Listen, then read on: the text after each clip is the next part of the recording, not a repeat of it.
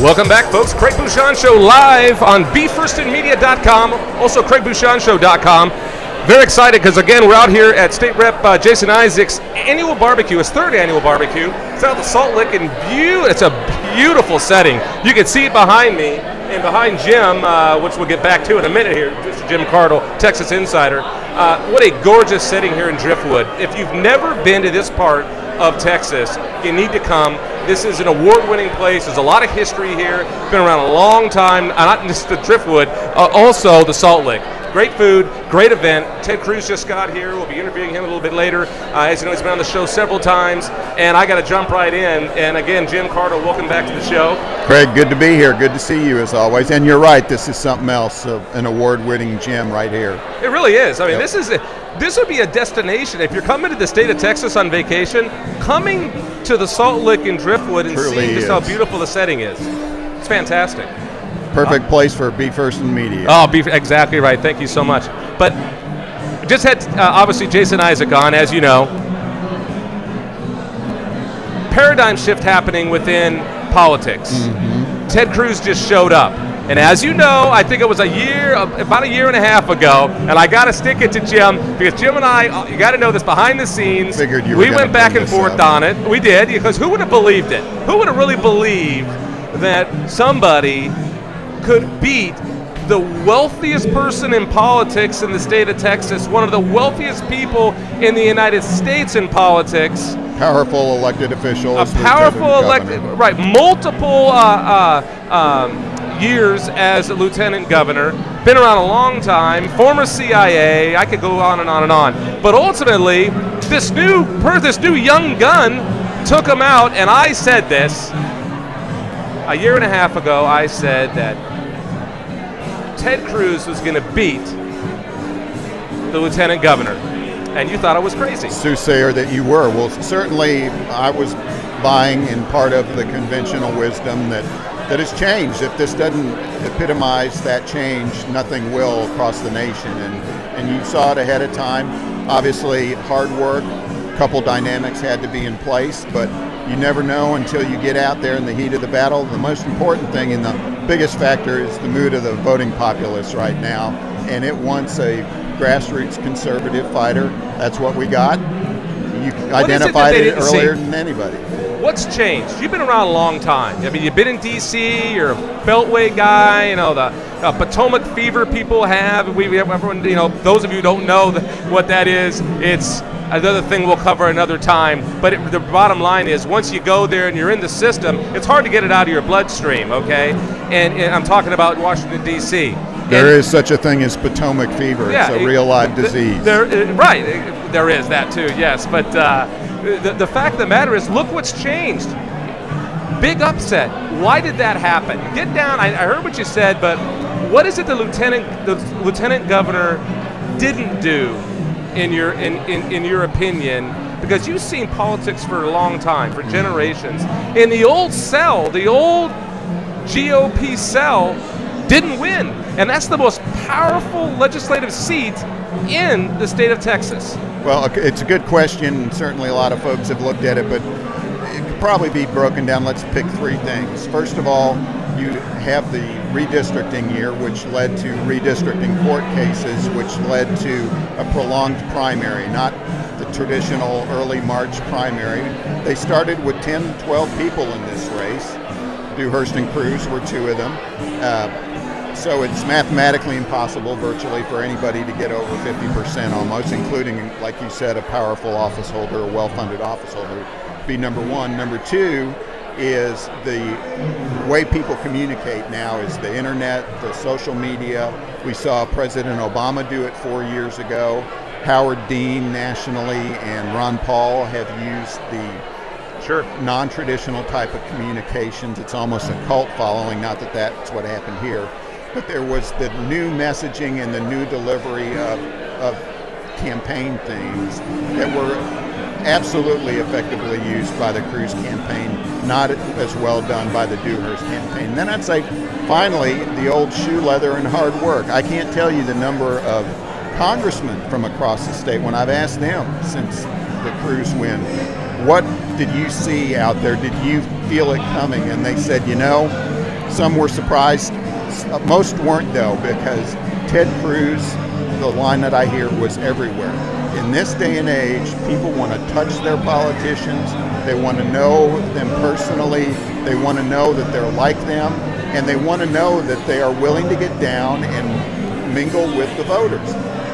The Dewhurst campaign, on the other hand, ran probably a more traditional on the television, radio, and then even a subset of that as you get into the messaging, where some of Dewhurst's messaging was focused more on Cruz's negative past, which, number one, mentioned Cruz's name, so Cruz didn't have to do it himself. Dewhurst was buying his name ID for him, but it wasn't a positive and it wasn't an upbeat. It wasn't, even though he had a conservative record to be shared, it wasn't effectively done. But mostly people want to see their politicians, and Cruz clearly out-hustled everybody in Texas. He's created a national model for folks to win an election. Well, I think, you know, politics as we know it, or as we have known it, is really changing. It is. And the old guard, if you will, that is still there, but getting older, they're losing their feel, their touch to society. And I'll give you a good example that goes to what you're talking about there, is our presidential race right now. It is going to be the case that the Obama campaign is going to try and boost Romney's negatives. Romney, a little bit more after the convention, defined himself as an average guy, somebody that you would like to have a beer with. So is the dynamic of somebody else's negatives as opposed to your own vision for the future going to be parlayed at the national level, the old style politics of negative campaigning? Voters don't want to hear that anymore.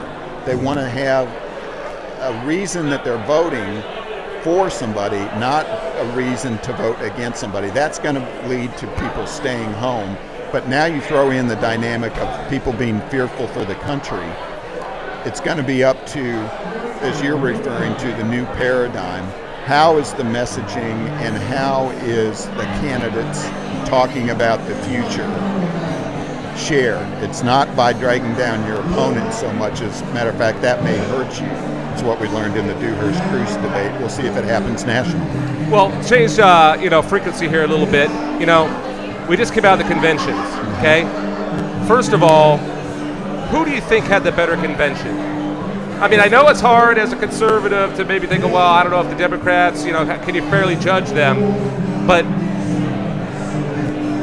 here's what I'll say, okay, and then then give me your answer. President Clinton was running for office. That was an amazing speech and dynamic to watch, truly. I could not believe what I was seeing there. You want to see a person that, it was so amazing, Sandra Fluck, who is talking about how great, the Democrats are and how pro-women they are, pro-choice, got the women's back. And just 2 speakers later, here's this guy who's an adulteress, who's doing pornographic things with a female intern in the White House. In the Oval Office. I can't even see how people don't see that. Never was it mentioned. It's obvious that he did, even by the national analysts, did upstage President Obama. But just the dynamic that the Obama campaign would have to go back to a previous office holder like that to try and boost his own. And he was a long time ago.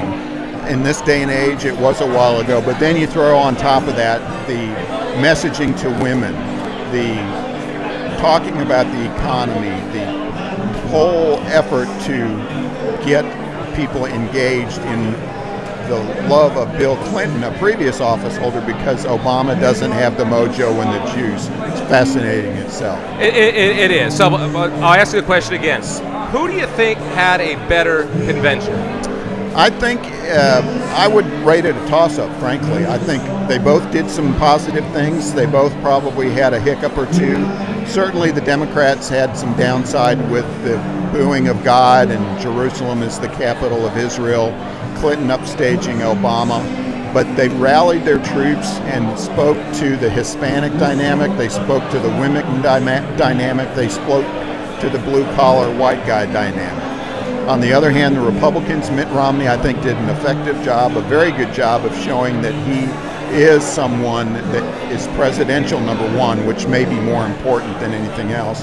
But number two is that he's not the ravaging big businessman that the Obama folks are trying to paint him.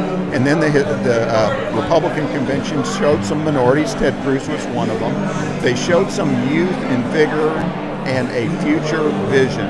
And bottom line is, this election, most always are, especially this one, about the economy and jobs. And I think we're going to see that be defined even further here the next 6 weeks, is who has a vision for the future.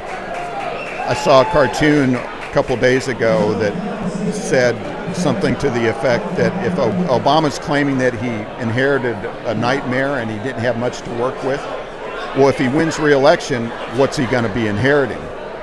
Something even worse. So, well, jobs and economy, who can paint the future vision best and gives voters something to vote for will be the key.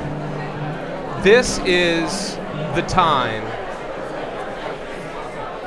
for the conservative movement to push for the voters who did not watch the convention. I challenge the majority of voters that are going to vote that did not vote for us last time, did not watch all of the convention. And that's going to be that's a great question, or a great discussion point, because nationally you've heard a lot lately that the election's coming down to about 9 states.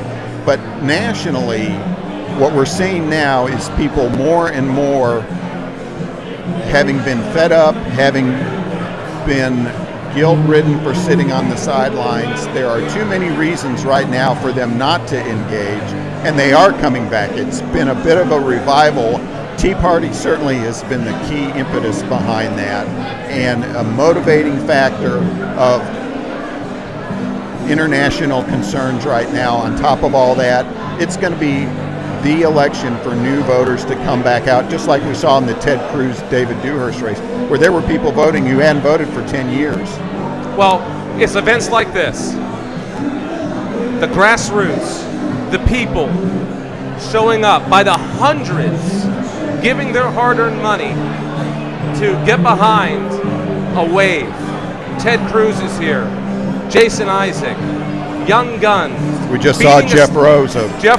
Judge Rose. Court here in Austin that has a huge impact on state laws being implemented. But I go back to why we have Be First in Media and why we're here. Because no one else is here. It's got to be communicated. Something will beat nothing every time. You're absolutely right. The key to America uniting is other Americans seeing things like this, knowing that it's happening. Things like this can no longer happen in a vacuum.